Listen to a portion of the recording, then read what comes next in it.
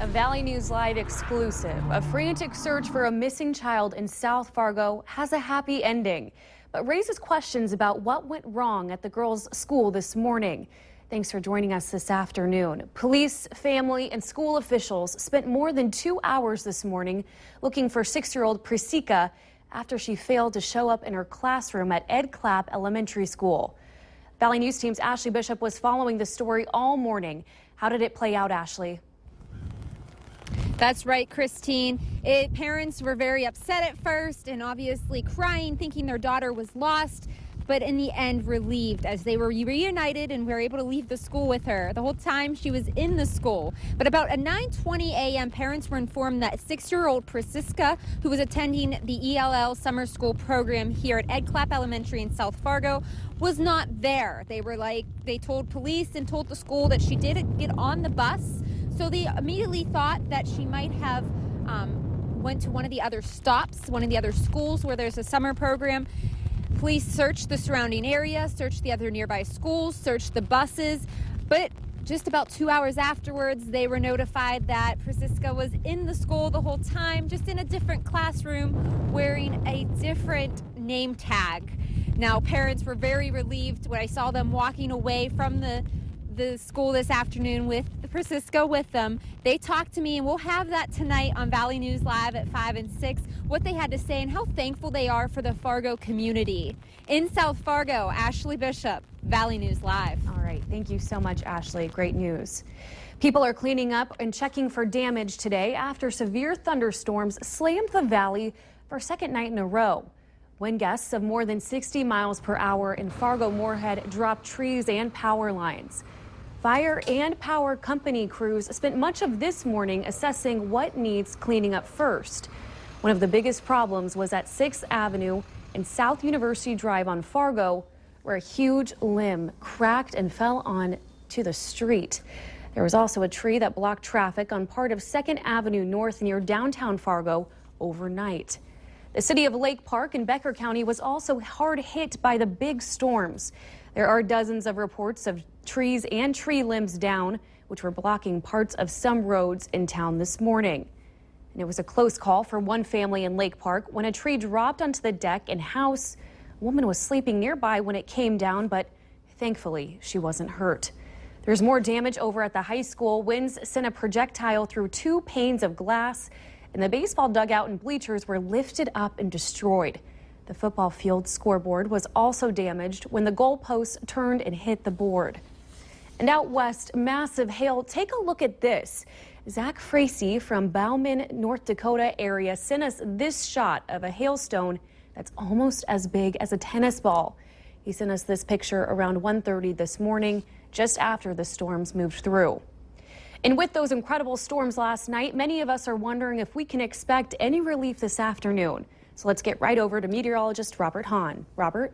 Well, at this point, we continue to see some storms rolling through the area. No severe storms at this point, but we do have a risk for some severe weather as we head through this afternoon and this evening. But we do have some pretty strong storms making their way out of northeastern South Dakota into southeastern and North Dakota. Also some other strong storms not too far from the Fergus Falls area. These continue to lift off towards the northeast. And again, as we head through the day today, that risk for some severe weather. Closer look at those storms as they continue to make their way off towards the northeast. Again, no severe weather at this point, but we are seeing some gusty winds, perhaps some small hail, and some very heavy rain falling in some areas that don't need it.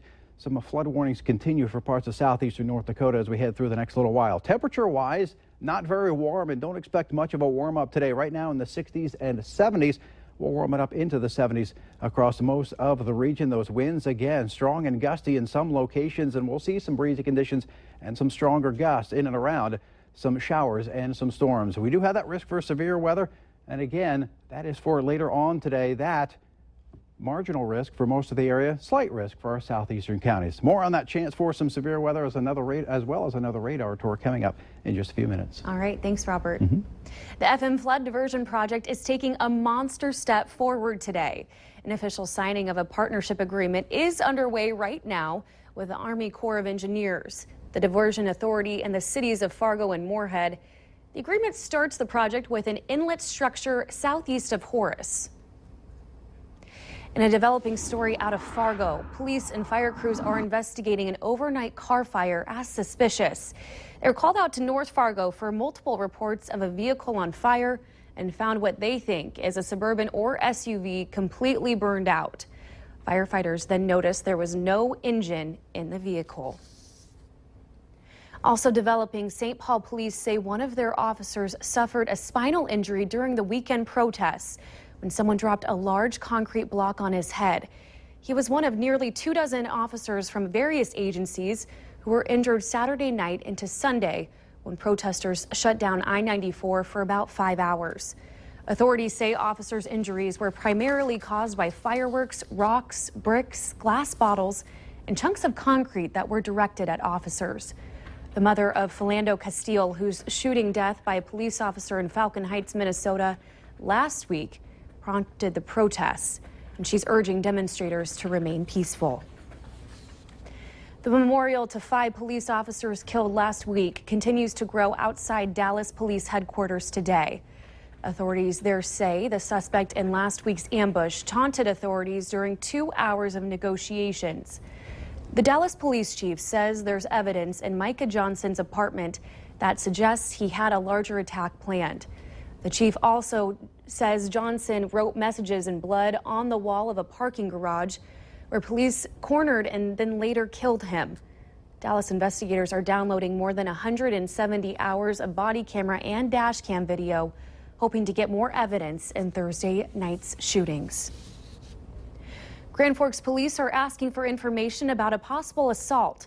They found a man on the ground in the 2100 block of 17th Street South just before 1 a.m. yesterday. The man was taken to the hospital for facial injuries. Police believe the incident happened in the downtown area, and anyone with information about the case is asked to contact Grand Forks Police at 701-787-8000. Today's the deadline for petitions to be turned in to put medical marijuana in North Dakota to a vote of the people. The state requires just under 13,500 signatures, and members of the petition committee say they have more than 17,000 names. The Secretary of State has 30 days to review the petitions. If they're approved, voters will decide on the issue in November. Today's also the day petitions for recreational marijuana in North Dakota are due. Can being too clean actually lead to allergies for kids? That's the idea behind the hygiene hypothesis.